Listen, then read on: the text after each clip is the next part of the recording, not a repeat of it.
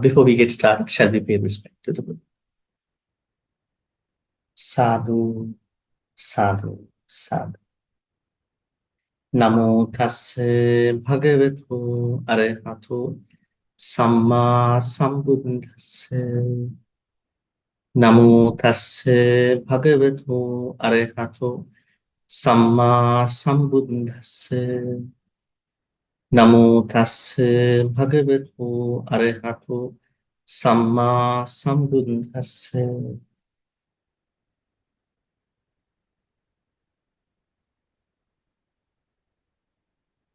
In our series of Sutta discussions, we have been discussing in our last discussion about the third noble truth.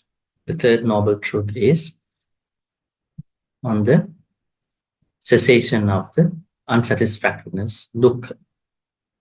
And today we are supposed to talk about the fourth noble truth, which of course we have finished discussing in a way. And I thought that today could be a refresher about the fourth noble truth. Because sometimes even we've been doing for many days, you might not probably have not paid enough attention to certain areas of the Noble Eightfold Path. So let's see first the section of the sutta where we're going to discuss. Okay, so last Tuesday, we discussed about this part, which means what is Nibbana actually. Yotassa eva tanhaya asesa virag nirodho. We said there should be a chago, patanissaggo, mukti, anale. So one has to give up, one has to relinquish, one has to free, one has to non-rely on the tanha, which the Buddha talks about in the second noble truth. This is what we discuss about the third noble truth. Now we are going to discuss about the dukkha nirodha gahamini patipada arya satcha. Idang ko pana bhikkhave dukkha nirodha gamini patipada. Gamini means leading. Patipada, it's the practice. So it is very clear, which we discussed earlier. Ayameva ariyo attangiko maggo. Ayameva, this is the ariyo, noble. Atta means 8, anga means path factors, maggo. It's only by the noble path, Eightfold Noble Path, one is going to overcome the dissatisfaction. There's no other way to overcome the dissatisfaction. Now, even meditation, sila practice, and any other small practices that you've been doing, they must lead to the fulfillment of the Noble Eightfold Path. If any of your daily practices, or maybe monthly, or maybe other practices, do not lead to the what you call overall accomplishment of the Noble Eightfold Path, then you are not going to overcome dukkha. On a way, it's very interesting to see that because people take dukkha as a very negative thing. But in order to overcome dukkha, there is a path to follow, right? So that's a good news. Buddha never said that there is dukkha, so you have to suffer, isn't it? Did he say so? He didn't say so. Unfortunately, a lot of people, when they learn about dukkha, they think it is a suffering, but there is a way to overcome that dissatisfaction, dukkha. So the more you practice the Noble Eightfold Path, and the lesser you will go through the dukkha. Right? So that is what we have to understand about the Noble Eightfold Path. I think even people understand Noble Eightfold Path, but they don't connect it to the dukkha part. The only way out is the Noble Eightfold Path. And I think here, I wanted to show you something interesting in the note. It's given here. Okay. The elephant's footprint would actually refer to elephant's footprint in two suttas actually. This is one interesting sutta, Majjhima Nikaya 28, Maha Hatti Padopama Sutta. In this sutta, Arahant Sariputta says, friends, just as the footprints of all-legged animals are encompassed by the footprint of the elephant. Suppose it's a very big footprint, and all the other small animals' footprints can be included in this size of elephant's footprint. The elephant footprint is reckoned the foremost among them in terms of size. Wonder. In the same way, all skillful qualities, Pali name is Kusala states. All Kusala states. Where are the Kusalas arising in our life? They are arising in our mind, thought, relevant to thoughts. So all these Kusala thoughts are gathered under the Four Noble Truths. That is interesting. That means whatever the good karmas you are doing, you are making by meditation, by paying respect to the Buddha, by practicing Sila, by practicing whatever XYZ things, small, minor, major things, they are revolving around. They are working within the Four Noble Truths.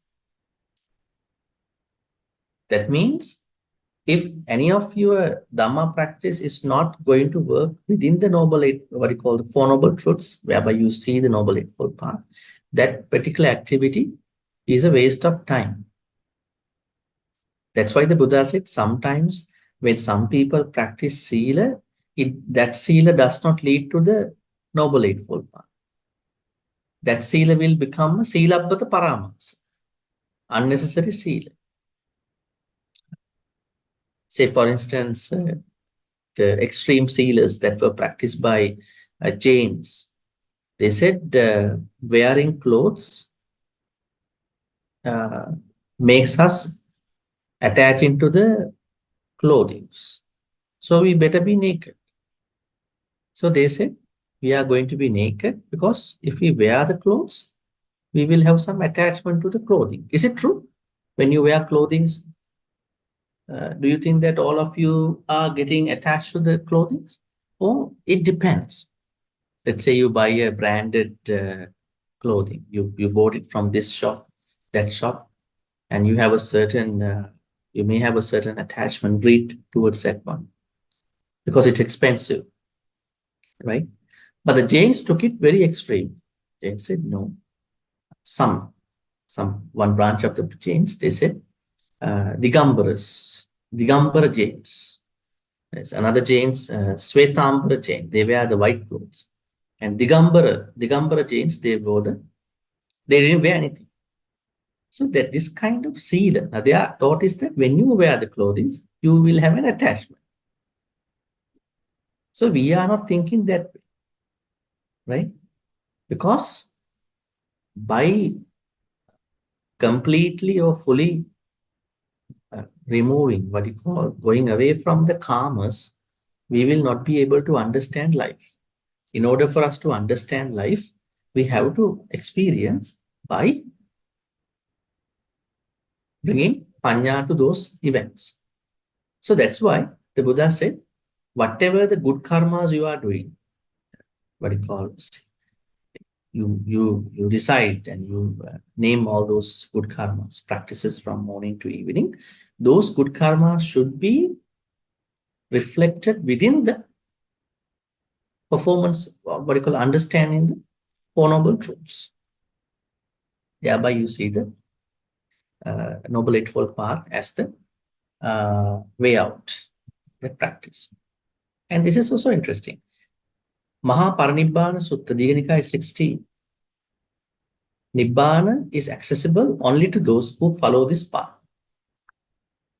Now, there may be someone who might only meditate for jhanas. I want to attain jhana, so I practice only samatha meditation. According to this teaching, it is said that Nibbana, attaining Nibbana or becoming an Arahant is impossible for someone who only think to get jhanas. So our understanding about Nibbana is only achievable through the practice of the Noble Eightfold Path. And it is further explained in the Sutta, what you call Digha Nikaya's Mahaparinibbana Sutta. In any doctrine or discipline, where the Noble Eightfold Path is not found, let's say there is a teaching where there is no Noble Eightfold Path, then no contemporary means no monk or no nun or anybody who is practicing of the first, second, third, fourth, no Sotapanna, no Sakadagami, no Anagami, no Arahant is found. That means Sotapannas, Sakadagamis, Anagamis, Arahant, they all are found within the practice of the Noble Eightfold Path. So that is given in the Mahaparinibbana Sutta. Right? So there are many other teachings where you can find out about the importance of the Noble Eightfold Path. Now, going back to the Noble Eightfold Path, actually, I think we have to sort of understand again Kamasukallikana Yoga and Atthakilamathana Yoga. Now, Kamasukallikana Yoga is the extreme, one extreme to the sensual happiness. And then Atthakilamathana Yoga is the extreme to the Sila. These are the two extremes that many people fall prey in their practices. If anybody is saying that my Dhamma journey is not working enough, that means that person has been a part of one of those extremes, right? Can anybody remember how did I explain to you about Atthakilamathana Yoga? Atthakilamathana Yoga. Then we will have to probably go back again to understand that Atthakilamathana Yoga, as what we call Atta means self, Kilamata means fatigue, Anuyoga means practice. So if there is any practice that gives you fatigue, weariness, that practice is Atthakilamathana Yoga. So there are a lot of Atthakilamathana Yoga practices in India at that time. Most of them are Atthakilamathana Yoga practice because nobody believed that happiness can lead oneself to the Nibbana. And then when it comes to Kamasukallikana Yoga, in that Kamasukallikana Yoga, there were some who thought that only happiness, extreme happiness, sensual happiness can lead to the Noble Eightfold, what you call the Nibbana or liberation. So both of these did not work, do not work according to the Buddha. Only the Noble Eightfold Path works. Now let's think about the practical what you call aspects of the Noble Eightfold Path. Now let me ask you a simple question. Now when you are practicing Dhamma, let's say you meditate, how do you understand meditation within the Noble Eightfold Path? Have you given some thoughts about the meditation from the Samma Ditti and Samma Sankappa? Because Samma Ditti and Samma Sankappa, they are the starting path factors. So that means before you start meditating, you have to always come up with Samma Ditti and Samma Sankappa. Samma Ditti means there are 10 views that we have to have in our perspective. I think a lot of people don't understand this. So they skip this part and they are going to cherry pick a certain path factor. Now, let me show you again what are these 10, things that we have to add into our, our mindset our attitudes, because they are very important in the sense of understanding the path. See them again. So as we are doing kind of a refresher today. Okay. So these are the 10 things that we must have in order to practice Sammaditthi. See, the first one is there is merit in giving dana. That means dana practice is number one in the Sammaditthi, in making in having Sammaditthi. So there may be people who might think dana is not important, right? Because they have not understood Sammaditthi. They don't have Sammaditthi. They have directly jump onto a certain practice. Second, there is merit in large offering. Sometimes there are people who are doing very large offerings. And there is merit in small offering. Maybe there are people who cannot offer large offerings, maybe large danas, they cannot afford, and they can afford small dan, little dan. So how to make sammaditthi with these things? You have to always think that giving dana is important. Generosity is very important. And I have to instill my mind with this generosity perspective. Without generosity, I cannot improve my mind into the sammaditthi. And then not even dana. There are results from good and bad actions. This means karma and vipaka. When you are engaging in a good karma, that can mostly create good karma.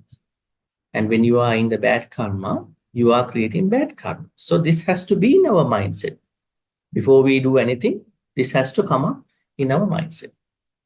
And then the fifth one, mother is a special person. If you are not taking care of your mother, if you are not taking care of your father, then you are not able to have sammaditthi.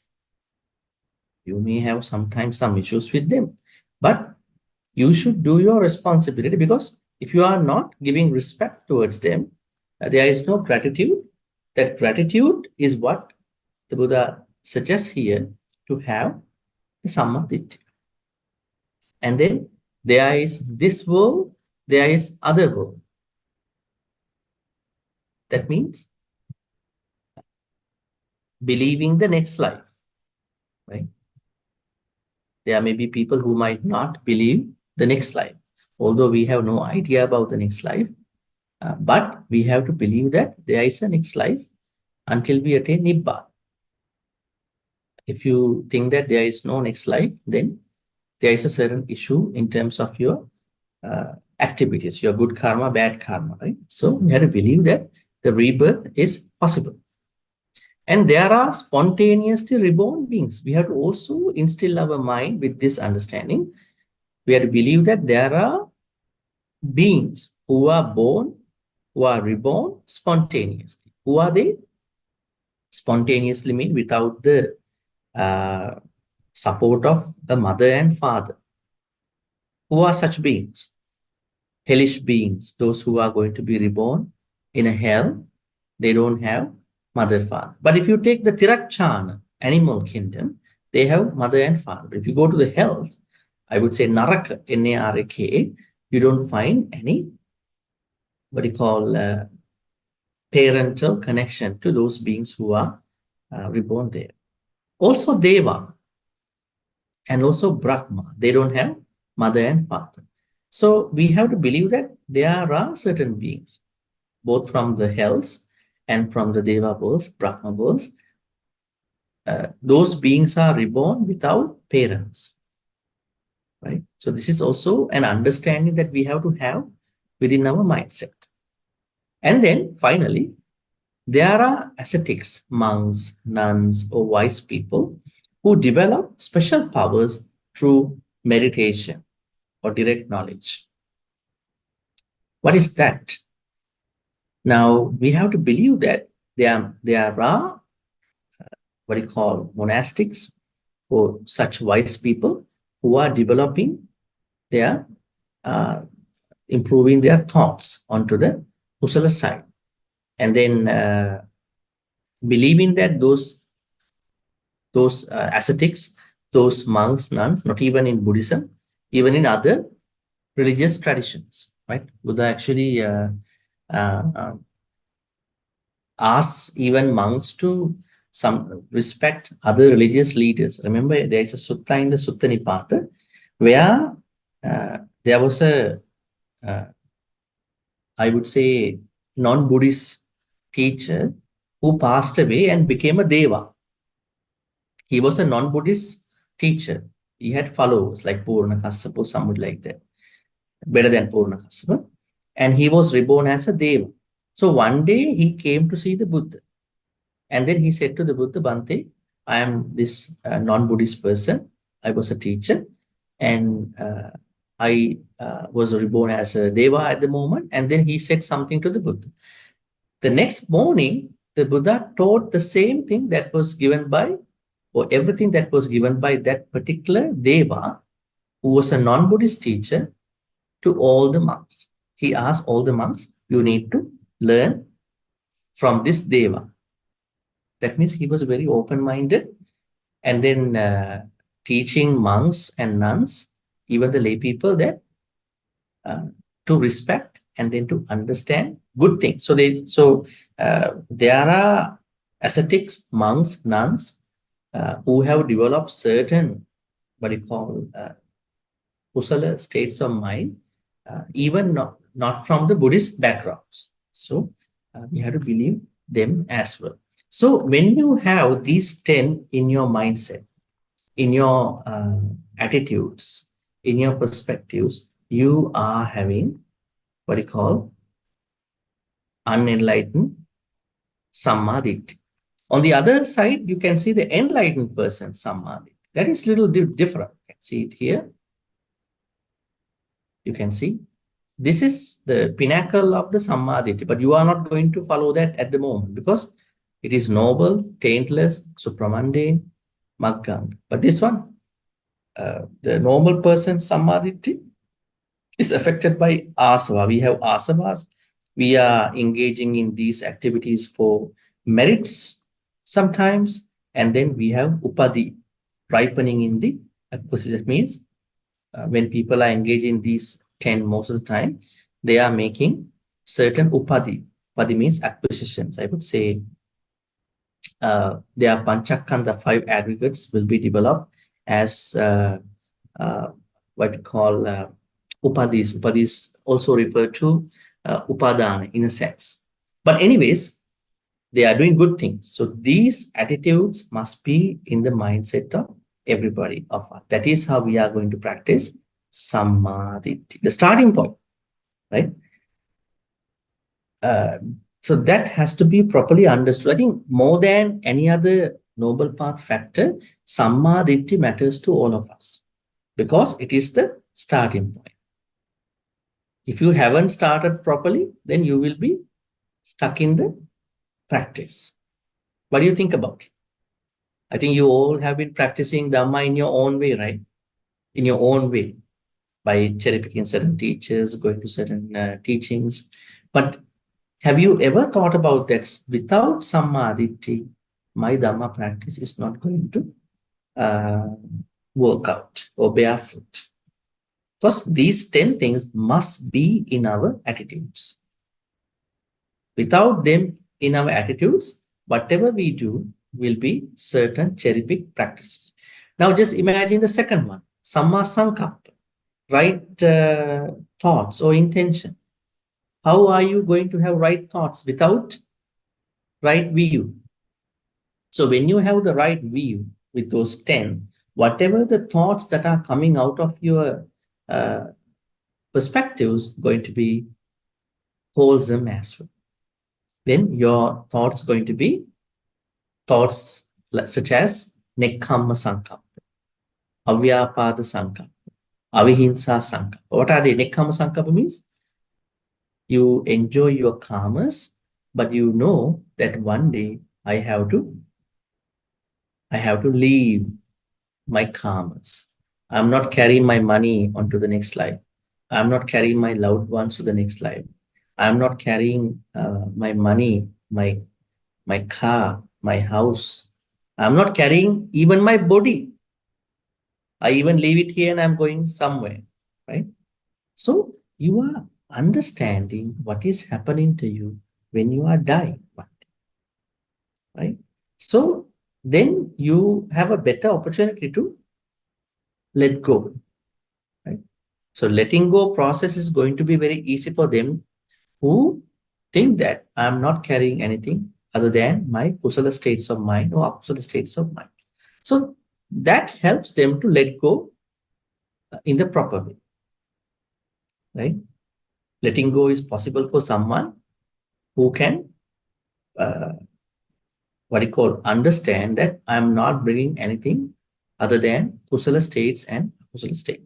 So this is a samma sankappa thought. This thought will never arise in someone who has no sammaditthi. Why? True sammaditthi, one disciplines his or her mind onto the samma sankappa. So the first one is nekkhamma sankappa. Nekkhamma, being able to renounce mentally. Now there are people who might think that I have to be somebody like Makadeva king. Have you ever learned about the Makadeva Jataka story? Makadeva. What is the number of that Makadeva Jataka story? You should actually check that. Makadeva Jataka. Number 9. Jataka story. I think I'm going to type it for you. Makadeva Jataka. Means Jataka number 9. All right. Now, in this Jataka story, the king Makadeva told his barber, if you ever find out a white hair in my hair while you are doing cutting my hair, shaving, then please tell me. So one day, barber told the king, dear Lord, I found a white hair. Then the same day, he renounced the kingdom. He gave the kingship to his son and he left. Can we do that like that? The first day you see a white hair, can you leave the house and become a monk owner? That is going to be a very unwise activity, and don't do that. We are not that kind of a being, right? Just because I have a white hair, you have a white hair, you don't have to leave the house. And you are understanding how come I got my white hair. I've been living my life for a certain time period. Now I see there are certain changes happening in my life, right? And other problems, wrinkles. The first time you see a wrinkle, you'll be really making sure that you have a very perfect body. Always concerned about the body image awareness. The first day you see a wrinkle, this is another problem with me. I have to work on being rejuvenated, going after cosmetic products, spending a lot of money on that. But as a Buddhist, while we understand the wrinkle, we are not letting wrinkles happen. You are taking care of yourself. You have to feel good about your body, right?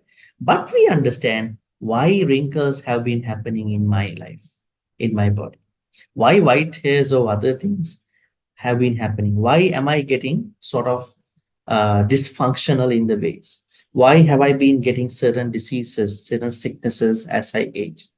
While I'm taking care of myself, taking medications, going to see doctors, I'm not going to give up myself. When you see the changes in your body, you are not supposed to give up the body, because if you take care of your body, then you can practice more Dhamma. Right? That is how we are looking at Samma Sankappa. The first one, Nekkhamma Sankappa. There are people, when they get sick, they think, okay, I don't have to do anything, I'm getting sick now. I let go my body. So that is similar to what you call taking life, letting die. In Buddhism, we can't do that. We can't let that happen. So you have to take care of yourself. The reason is that the more you take care as much as you can, unless you are diagnosed with a very, life-ending cancer, that there is no treatment, Other than that, we are supposed to take care of us because we never know whether we will be human again. We can talk about it. So we can see in our own eyes, I got a human life, so I need to take care of myself in whatever the way so that I can practice more. Then avyapada sankappa. This is the second thought that comes to you when you practice. If you started your path from the samadhi, avyapada means non-ill will thoughts. Non-ill will means metta. Metta thoughts.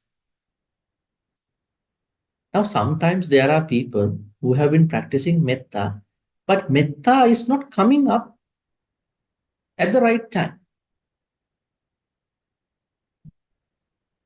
Has that happened to you? It is like that there is a aircraft. Aircraft has a wheel, but when the pilots want to open the wheel is not coming out. Then they are going to be a big problem, right? They can't land the aircraft. Right?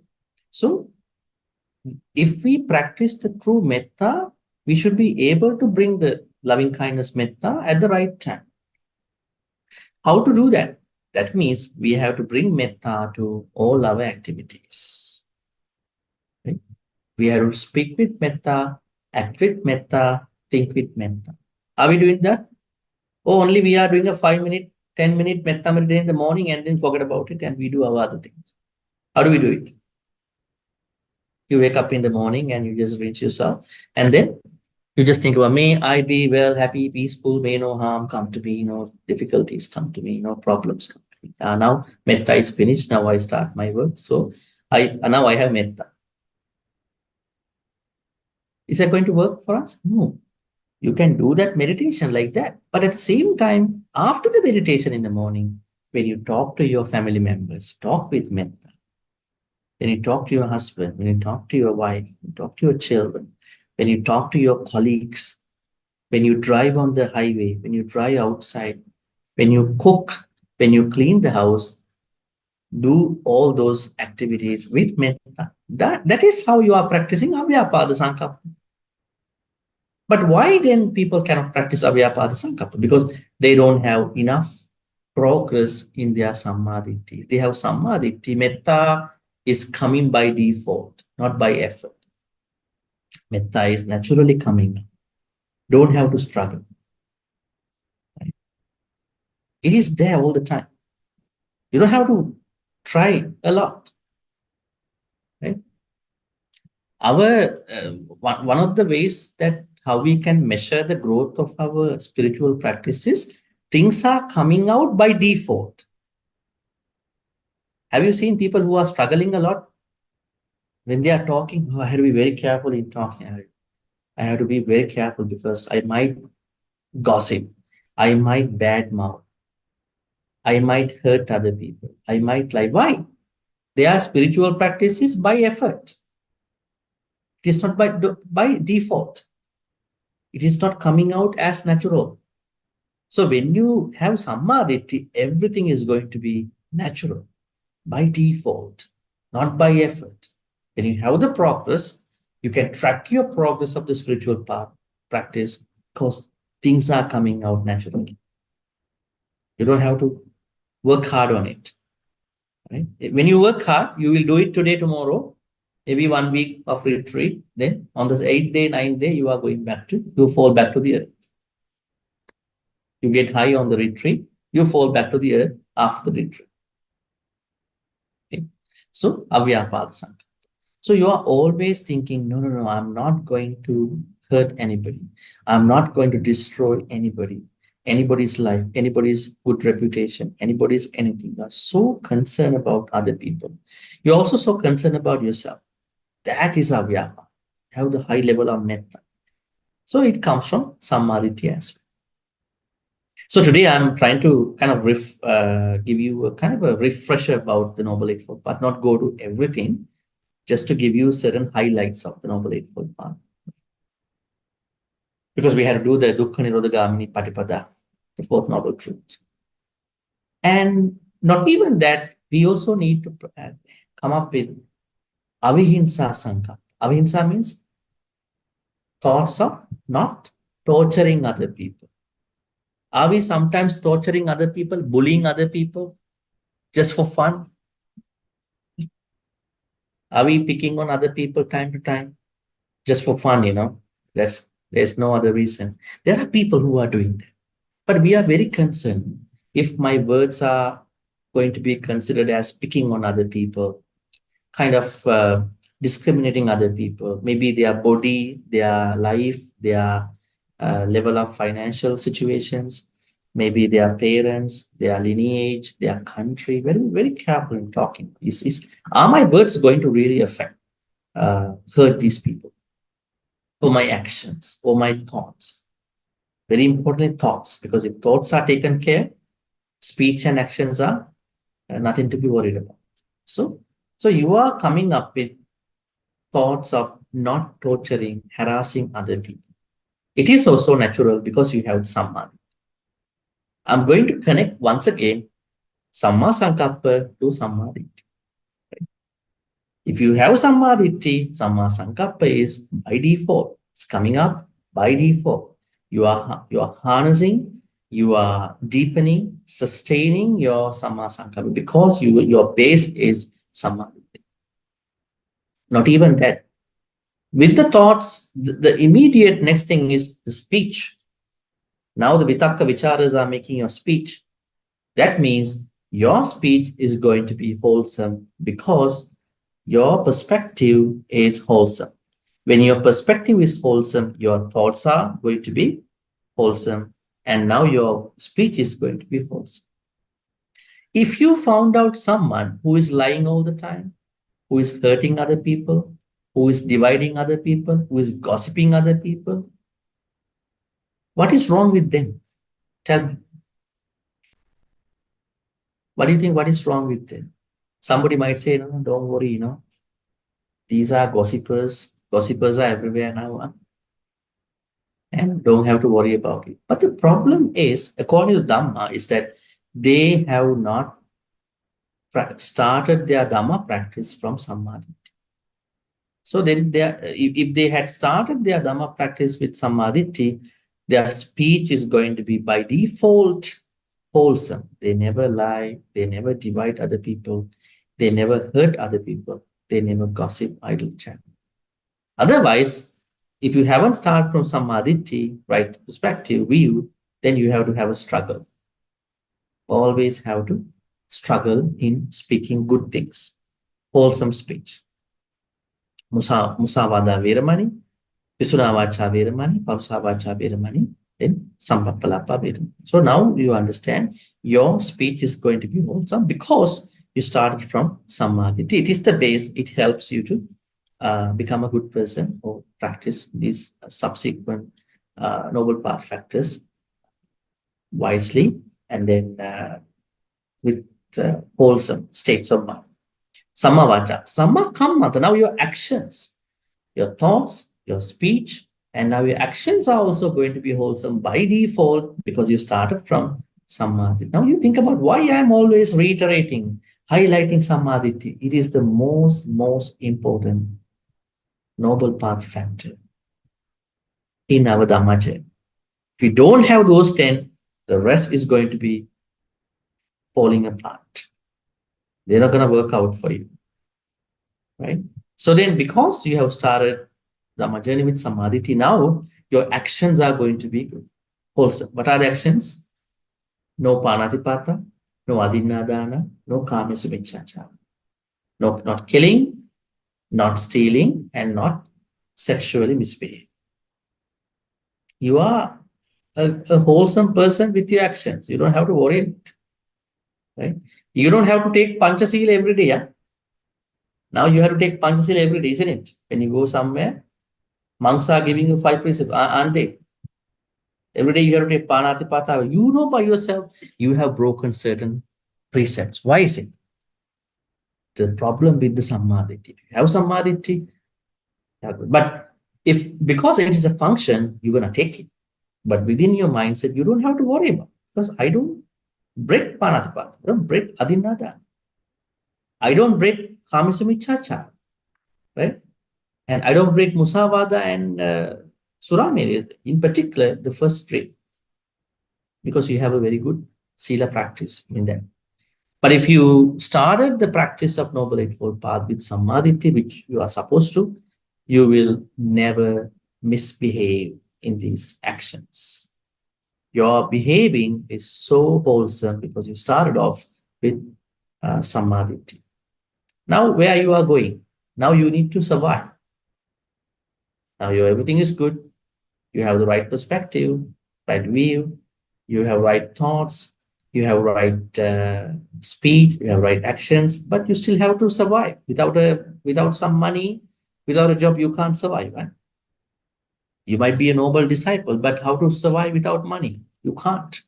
Then it matters. Then the Buddha said, at this point, you have to think about how to earn money ethically, how to make a living ethically. What is ethical living here? He explains in many suttas, no kuhana, no lapana, no nemitikata, kuhana, lapana, nemitikata, no nijiginsanata, labena laba nijiginsana. Never ever become hypocritic. That means never ever show things that you don't have. Have you seen people who might say like this? Let's say there is someone who is rich. There is someone who is beautiful. There's someone who has everything in his or her life. But when you are having a discussion with that person is creating a different narrative about it.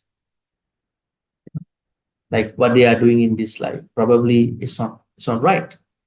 So they are trying to be hypocritical about how they have gained things in their life. Right? So never ever become hypocritical in terms of what you don't have. Then lapana means never ever cheat anybody just to make money by talking. Right? There are people who are talking, they keep talking, they are good talkers, and finally, because of that talking, they are misleading others. They have good marketing. Because they know how to market things, they can cheat on other people. Right? That is also a bad way of making money, living. Then nemitikata means never put people into embarrassment and then to get something out of that person. Remember the story I shared with you some time ago when I discussed Samma Ajiva. There was a monk who went for Pindapata, and then he came to a certain house, and the lady didn't want to offer dana for whatever the reason. So she said, Bante, I don't have food over here. So I will go and ask from my friend. Right? And she went to find food. In the meantime, this monk went inside the kitchen of the lady. Right? And then he noticed everything in the kitchen. He saw all the stuff in the kitchen. He was quiet now. And he came out. The lady also came, said, Bante, I don't think that my friend has food for you. So we have no food today. Nothing to give for your Pindapat. Then he said, yes, I knew that. Then she asked, how did you know that? Because when I was leaving the temple, monastery, I saw a very big cobra similar to the sugar cane that is hanging in your kitchen. And she has a sugar cane in the kitchen. And then I was scared by looking at this cobra. Then I grab a certain rock. That rock is similar to the jaggery in your kitchen. So when I grabbed the rock, the cobra saw that. Then he started showing his teeth. Those teeth are similar to the rice in your kitchen. Lady is going to have a big issue, big trouble now because of not giving dana. And then the cobra became furious and something came out of his mouth like a liquid. That liquid is similar to the ghee in your kitchen. And then she understood now. He has seen all my food in the kitchen. Okay, so I'll go and make some food. And then she offered. Then the Buddha said, this is very bad. You embarrass people and then get food from them. Never ever pester any devotee to give food. Dana. If they want to give, let them give. They don't want to give, never pester any devotee. So in the same way, there are people who pester other people until they give something to them. Have you seen such people? We see the children are doing that. Children are doing not in that sense, but you see a similar version. They are pestering their mother and father. I want to eat ice cream, but mother, father say, no, I'm not gonna buy ice cream today. But they're gonna keep denying eating anything. Then finally they have to give the ice cream to the children. But this is from that angle. But let's say if you take it from someone, let's say someone is going to sell some items. Maybe they are going to push other people. You must buy this, right? Must buy stuff.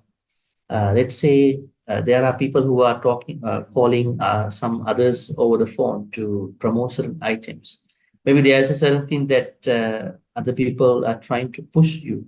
So that kind of living is not samma ajiva. Never ever pester, push other people, right?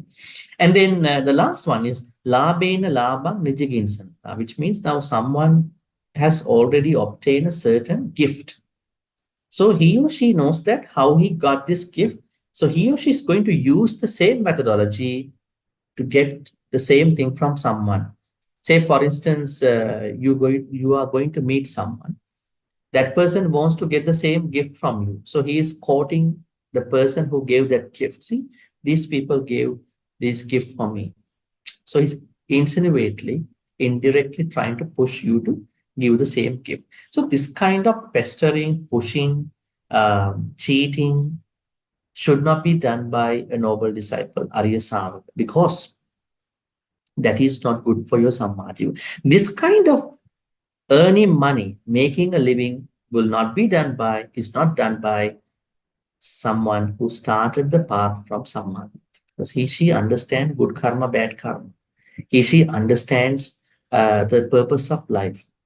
He or she will never go to those extents. So now samma ajiva at this point. And then vayam. Now your effort is going to be wholesome. Now, if you look at your day, how much effort have you been trying to put into practice for different things?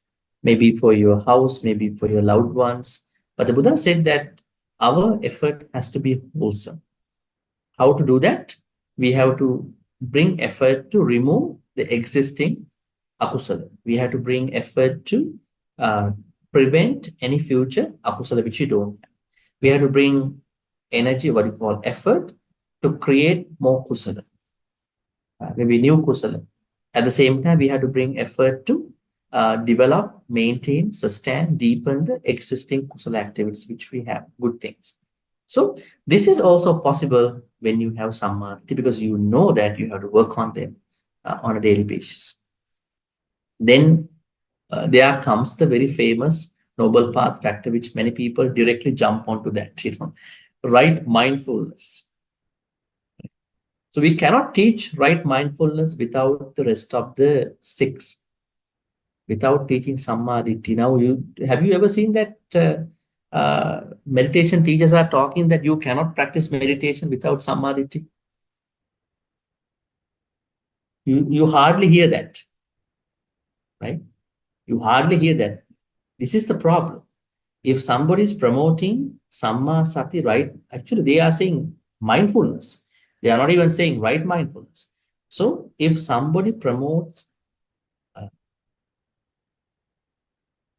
let them call whatever the way, mindfulness or right mindfulness without samadhi, that mindfulness is not going to work out in the practice. Because in order for you to practice satipatthana, that is right mindfulness, you must have started the path from samadhi. Because samadhi helps you to think about, navigate why I have to pick satipatthana. The background is there.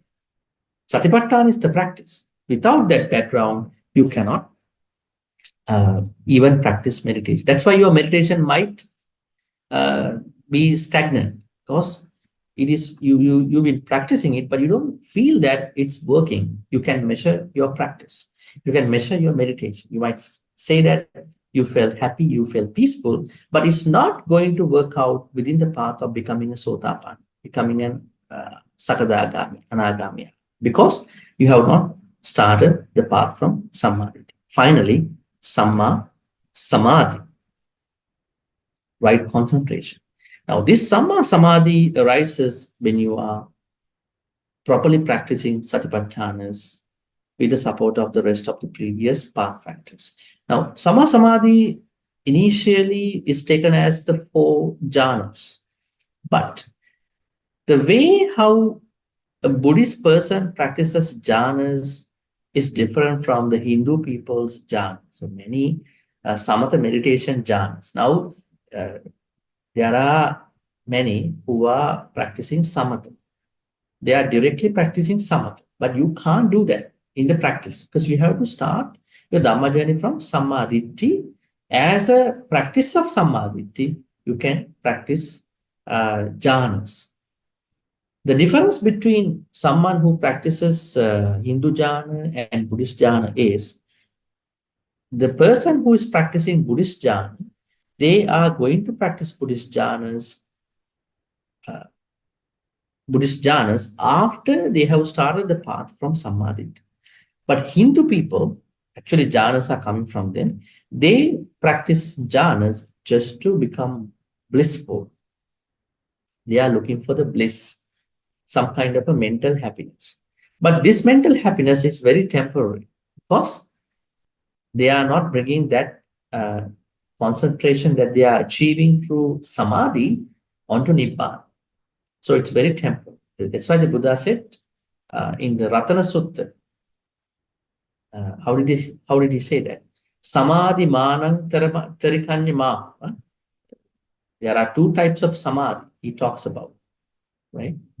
The first, the samadhi that is terminal, and samadhi that is non-terminal. So the Hindu jhana samadhi, they are terminal. There is an end. They expire and they have to practice again. But the Buddhist samadhi is not going to be expired. So when you are transcending the 4 samadhi, and then going to have the vipassana attitude and then attain nibbana. So that's why Samma Samadhi is different from Miccha Samadhi or wrong Samadhi. Now, today, you have come to a point in the Dhammacakkappavattana Sutta that the answer to overcoming the dukkha is the practice of Noble Eightfold Path. That you must have started your practice from Samadhi, and then work on the rest of the path factors by having Samadhi. And I also mentioned to you that each of the path factor must be practiced along with 2 other, in addition to the Samadhi, Samma Vayama and Samma Sati. That has to be clearly reminded to you again. Let's say you are practicing Samma Sati during the path. Then in order for you to practice Samma Sati, you have to distinguish between Samma Sati and Miccha Sati. What is right mindfulness and what is wrong mindfulness? Can I know what is wrong mindfulness? The Buddha said there are people who practice mindfulness wrongly. What is it? The people who start practicing Satipatthanas without the previous 6 path factors, they are practicing a Miccha Sati, wrong mindfulness, right? Now you separate out that this is Samma Sati, right mindfulness, and this is wrong mind. Now, what do you need? You need a certain effort, because without energy, you can't do anything, right? So now you are putting effort, right effort. But just because you are putting right effort, things are not going to work. You must know when I will go through right mindfulness or wrong mind. So you need a certain sati. Even to practice right mindfulness, you need right mindfulness. So these three path factors are to be used in practicing all the rest of the path factors, Samma Ditti, Samma Vayama, Samma Sati. So this is the second thing that you have to keep in mind. Finally, before we go to the Q&A, I want to remind you now, in the Dhammacakkappavattana Sutta, we have come to a certain point. Let me show you. That we are already kind of come to a point that we finish discussing about the Four Noble Truths. And then what is coming up is something very interesting. What happened to the five ascetics, actually, Dhammacakka? We call them, they were able to be advised by the Buddha about the Tiparivatta and Dwadasakara. This is for the next week, next Tuesday. Actually, if you read suttas and probably some of the teachings in the Vinaya Pitaka, you would see that not only Anya Konnanya became an enlightened person, Sotapanna person, but also the rest of the monks.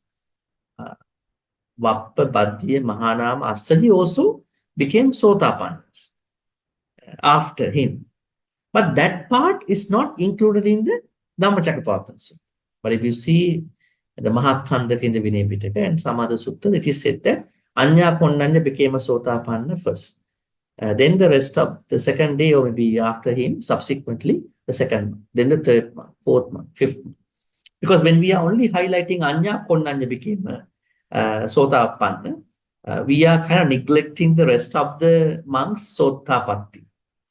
But the real story says the rest of the monks also became Sotapannas. Anyway, so we are trying to saving the information for next week.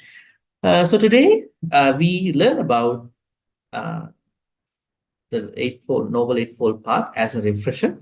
I think that I only discuss about the certain highlights. So please keep in mind how they can work, and while listening to me as a teaching, try to incorporate these 8 as much as possible. But this is the only way to find a way out of the dukkha. All right, Sonia, so we can actually let them ask any questions.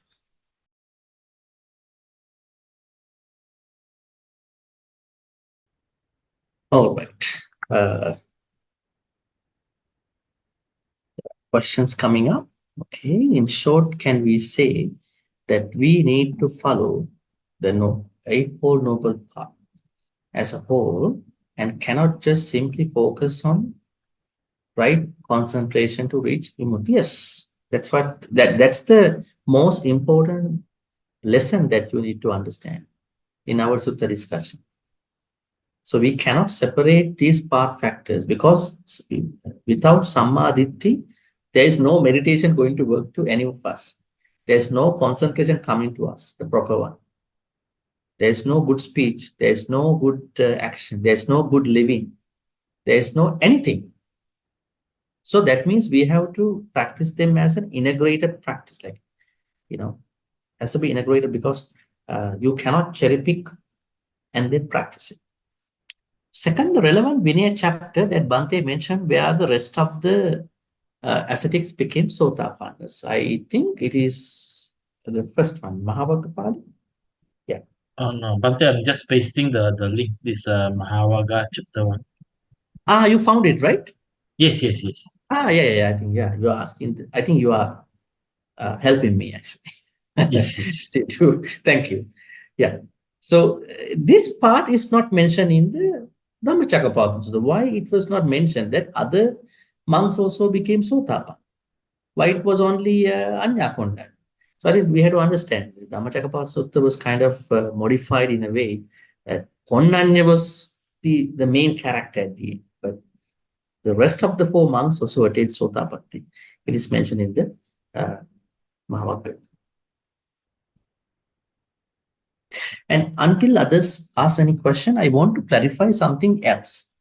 I think most of you may have heard that at the beginning of the Satipatthana Sutta, there is something called like a phrase that is going called that Satipatthana is the only way to attain Nibbana. Have you ever found that phrasing? Ekayano ayam bhikkhave. Ekayano ayam bhikkhave sattana suttiya soka paridevana samatikkamaya. Dukkha domanasana attangamaya. So and so forth. Yadidan chattavattana. Now, this creates a certain misunderstanding that thinking that it is not the Noble Eightfold Path. It is the Satipatthanas that can take us to Nibbana. Actually, what the Sutta says is that Satipatthana is the practice to attain what you call right mindfulness. But where do these Satipatthanas come from? Satipatthanas come under the Noble Eightfold Path. So, Noble Eightfold Path is the only way. It's not the Satipatthana. So, when you practice the Noble Eightfold Path, Satipatthanas become subsequent to that. Satipatthanas are working within the Noble Eightfold Path. So, it's only the Noble Eightfold Path, not the four Satipatthanas that could be taken as the only way, one way, only way. Right? So, that is a misunderstanding. So, we have to dispel that. It is only the Noble Eightfold Path that is the only way to become a Sotapanna and onwards. Okay, another question. I heard besides practicing right view, samadhi, observing our sila is equally important for us to meditate successfully. Now, let me ask you, where is the sila part of the Noble Eightfold Path? Don't practice sila separately. Sila is a part of the Noble Eightfold Path. Under which Noble Path factor do you see sila? Sila practice has been dispersed within certain Noble Path factors. What are they? Samma, vacha. Now there are 4 good speeches. Then Samma Kammanta. There are 3 actions. And then Samma Ajiva, don't cheat on other people to make money. And Samma, so that means the Noble Eightfold Path helps us to, what you call, navigate our sila practice within a very broad context. It's not like the 5 precepts. Now, the 5 precepts is not a Buddha's innovation. It was there before the Buddha, isn't it? The practice of 5 precepts was not the Buddha's innovation. It was there before the Buddha. It makes you a normal, good person. But when you practice the Noble Eightfold Path, you have a better sila. Your sila is higher than someone who has 5 precepts. It is a higher sila. It's basically you take 5 precepts, but as you practice the Noble Eightfold Path, you becoming the person who is practicing the Buddhist sila. So that is how we have to understand. When doing sitting meditation, should we open our eyes or close our eyes? And if I want to cook something for lunch done, can I taste the food while cooking? Very interesting question. If you go to Zen meditations, the Zen teachers say, open your eyes. When you meditate, open your eyes. You know, their argument is, when you close your eyes, you can go to many places. You can go to any experience you had before, any sanya, your loved ones, maybe the TV show, movie show you've been watching yesterday, this time, anything that you've been having this time. But according to them, if you open the eyes, you will still see the things, but it's very limited. Right? So they have a point like that. But in the Buddhist text, we never see that the Buddha says, close your eyes. Then, why then monks and these books are advising you to close your eyes? It is for better performance of the meditation, right? If you are a beginner, then it is better to close your eyes because you're still starting up. It doesn't matter whether you open or close your eyes. But if you open your eyes, you have a certain challenge. You have to understand that although you see people are meditating around you, maybe things are there, you are able to understand what's going on. I think it's sometimes I feel like opening the eyes could be a better idea also, because then whatever the things are happening around you, you don't care about those things. You have a strong mind. You have strong thoughts. You don't care about what's happening. Right? Because when you close your eyes, there are certain pros and cons. And then, so there is no teaching that to close your eyes, but we normally advise if you are a beginner, better to close. If I cook dana, if I want to cook something for lunch dana, can I taste the food while cooking? Yes, because monks are not guinea pigs. Huh? You don't try food with the monks. I always tell this. You might sometimes watch a YouTube video and make something and you are asking monk, how was the taste? Don't bring them to the guinea pigs. So I always say, taste the food and then a certain area of what you call untouched food of that portion of the food, you are preparing for the monastics or whoever. So you must taste and know what is going to happen. Otherwise, you cook something, you don't know what's going to happen after that, right? So, but in Sri Lanka, they don't.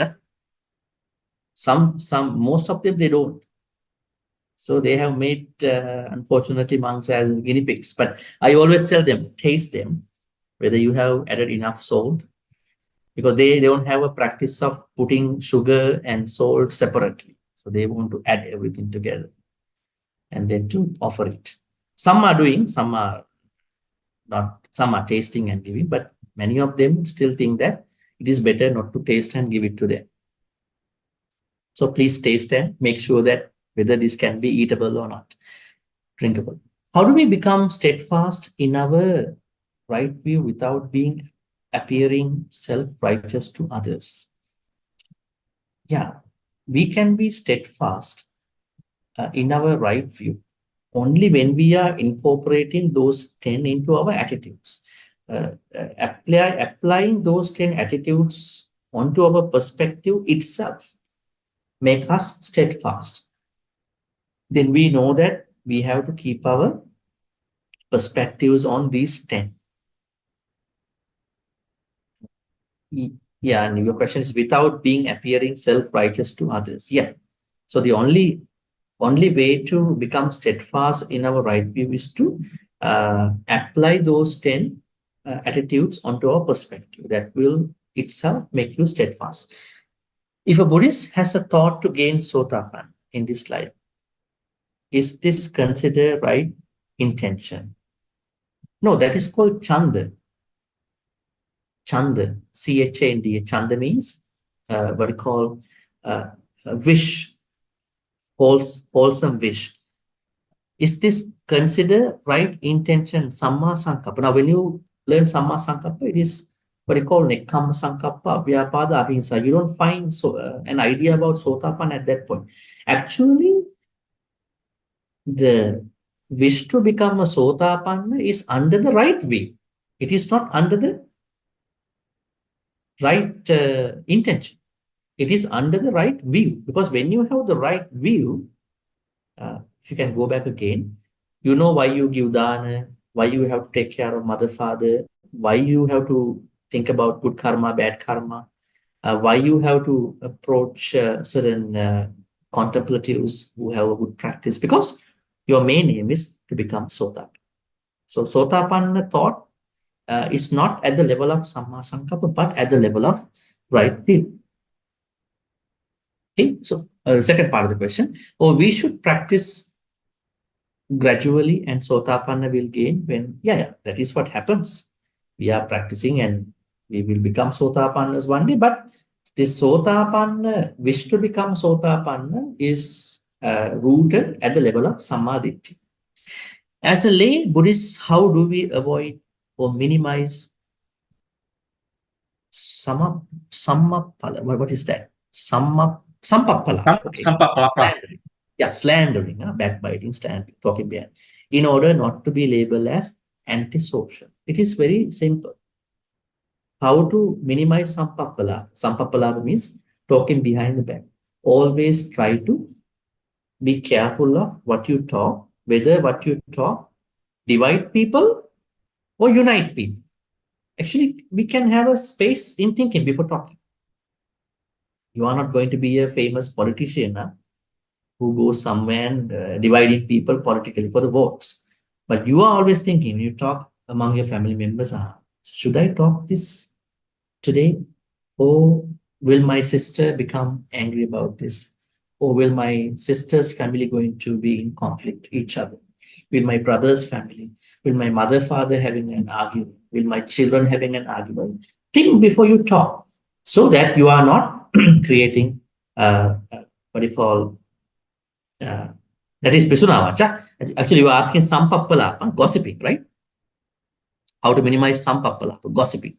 So, how to minimize gossiping should come from understanding what you talk, whether what you talk is true, is beneficial to others in a wholesome way, and whether it is really influential for us to practice more Dhamma. So you can have your criteria in terms of your speech so that you are not going to make sampappala.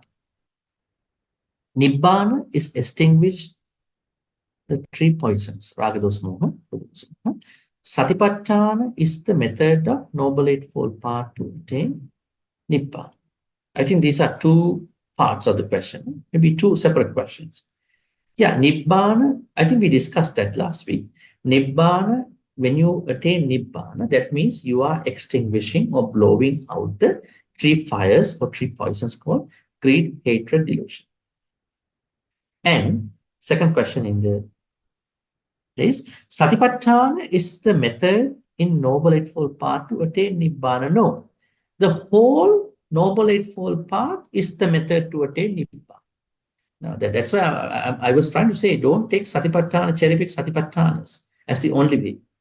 The whole Noble Eightfold Path is the methodology, is the method to attain Nibbana. During the 1 hour sitting meditation, the mind is occupied with thought one after another. Is it due to the lacking of Sammaditthi? Yes. When you have Sammaditthi, you have a clear mind, and mind is occupied with thoughts one after the other thought. I think it's a very normal thing. Even when you have a kusala thought, let's say you are doing a kusala activity. So one kusala, and then that kusala creates another kusala. But I think you are asking about akusala thoughts here.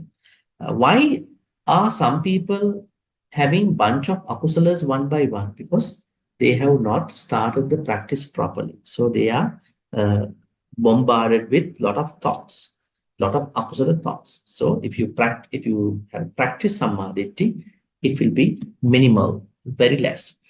Bhante, is it better to meditate in a group or in solitude? I recommend the both. I think you can't do the meditation as a group all the time.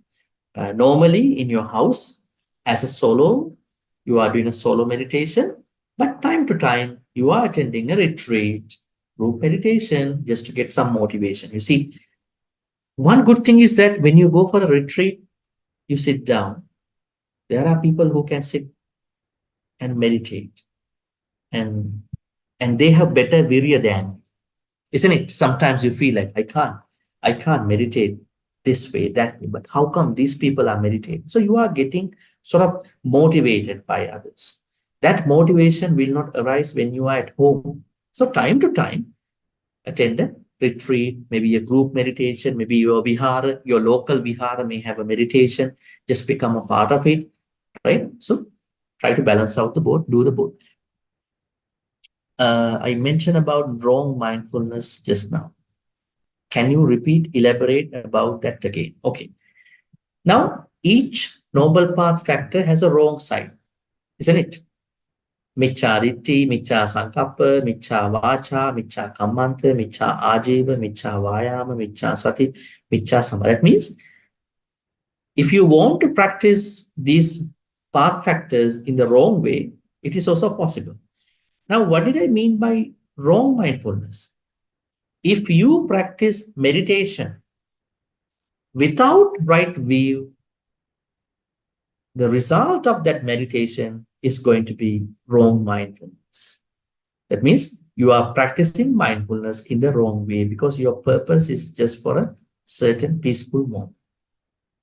The Buddha said his right mindfulness is something that we have to uh, we have to lay the foundation from the samadhi. Then we know why I meditate. My meditation is only to overcome akusala states of mind, thereby attaining nibbana. If not, if you cherry pick that, then it's going to lead to miccha sati. How to practice loving kindness, metta, towards someone who frequently call to chit chat or call often to vent. All right.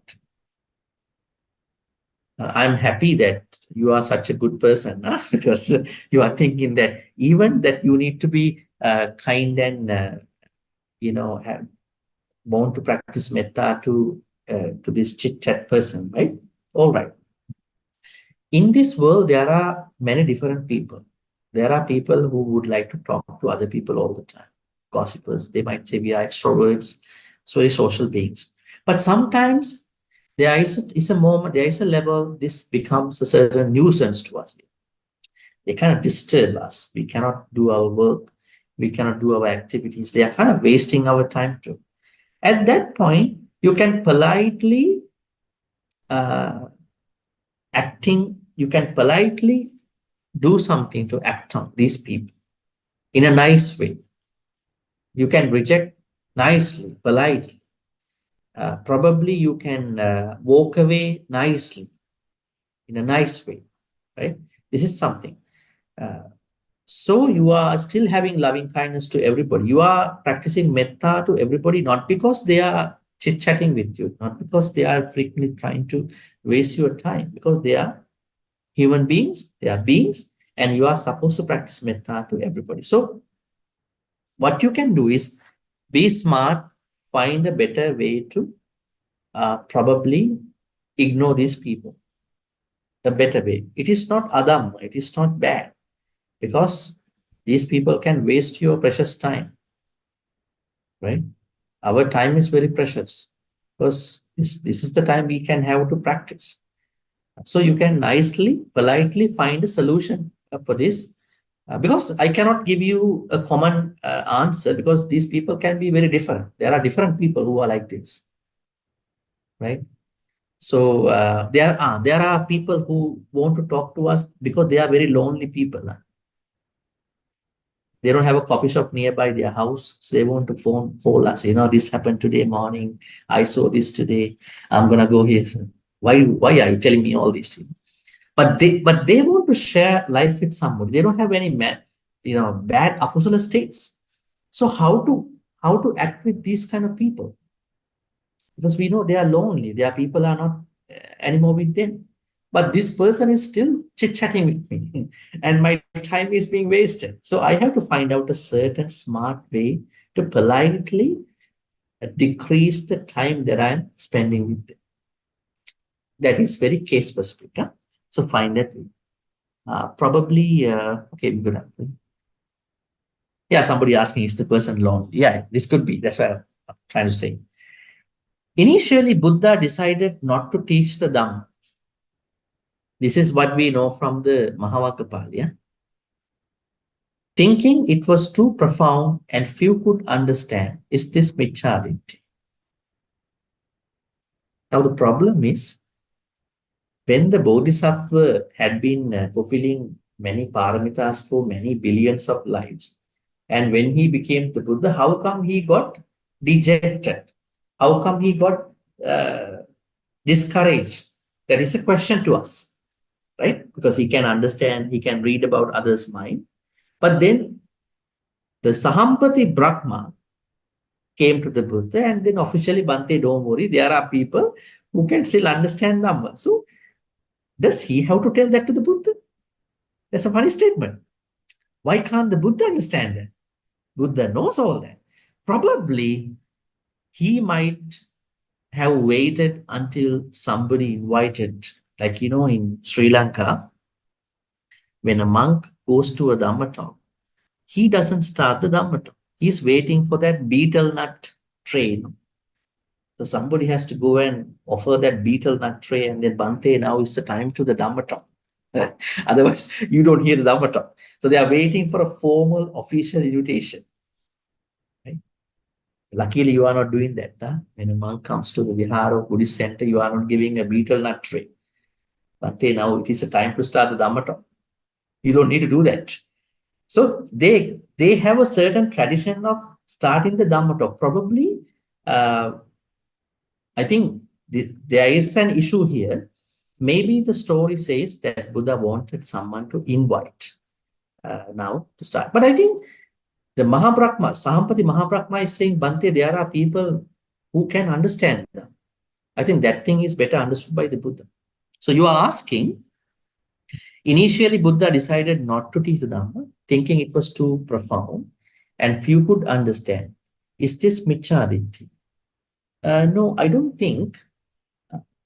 According to the story, it is said that there were not many people who can understand. The story itself is a kind of a problematic thing, actually, because Buddha could understand all of them. Perhaps he may have waited Sahampati Brahma to come and invite as an official start off. Last question, and we will go to the transference of merits. Recap on the subject of rebirth, Punambhava. Can Bhante please? Okay. Rebirth. We don't believe reincarnation. Huh? There are 3 words that we have to understand about the next life. The first one is reincarnation. The same person is going to be reborn, reincarnate, like the Vishnu, the reincarnations of the Krishna, Vishnu in the Hinduism. We don't believe that. The same person is not going. There are changes happening with our Kusala Akusala state. Second is rebirth. Third is transmigration. Transmigration is more applicable to Hindu reincarnation, but here we believe rebirth. And rebirth is what is happening when someone is not attained into Nibbana. So when you are in the samsara, that means you are having many rebirths until you are finding the way out. So it's a very large topic, so I don't think I have time to explain all that. But I can say in regard to Dhammacakkappavattana Sutta, rebirth has been taken as the samsara. So if you make the way out of rebirth, that means you are an arahant.